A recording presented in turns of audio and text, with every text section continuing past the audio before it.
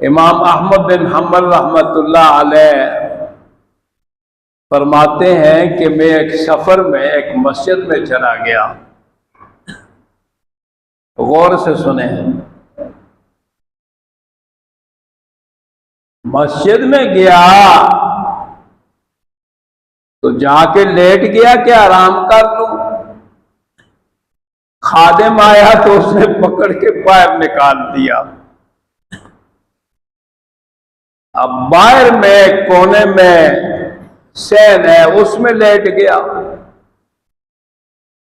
وہ دوبارہ آیا، اس نے دیکھا کہ میں سین میں لیٹا ہوا ہوں تو اس نے ٹانگوں سے پکڑا اور مجھے گھسیٹ کے سین سے بھی باہر کر دیا. اتنے میں وہاں اس گاؤں سے ایک نیک آدمی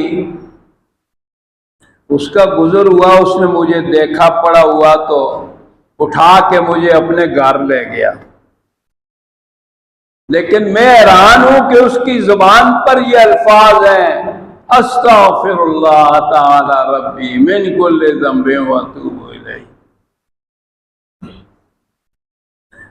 اب وہ یہ الفاظ پڑھ رہا ہے، استغفار کر رہا ہے.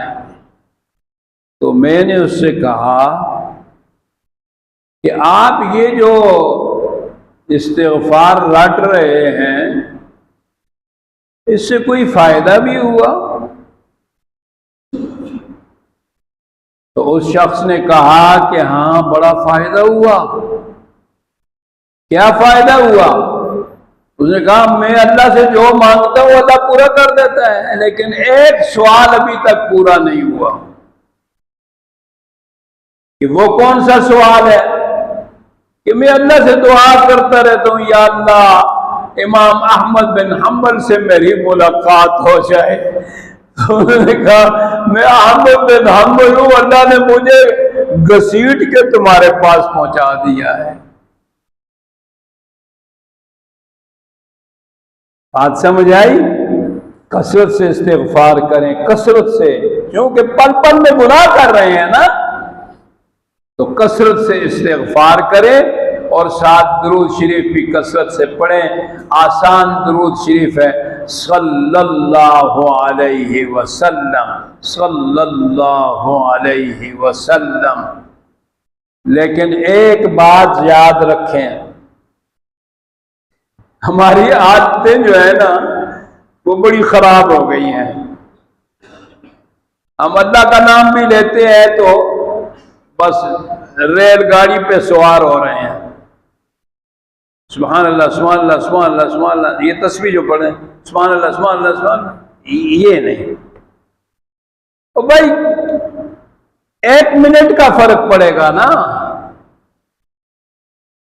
تو آپ سبحان اللہ سبحان اللہ سبحان اللہ. ہمارے مربی تھے حضرت خواجہ خان صاحب رحمۃ اللہ علیہ، تو وہ ختم خواجگان ہوتا تھا ہر نماز کے بعد، تو ان کے پاس جو گٹکیں ہوتی تھی،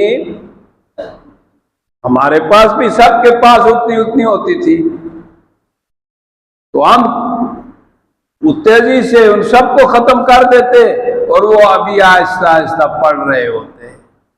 تو وہاں سے سیکھا کہ اللہ کا نام پیار سے لینا چاہیے.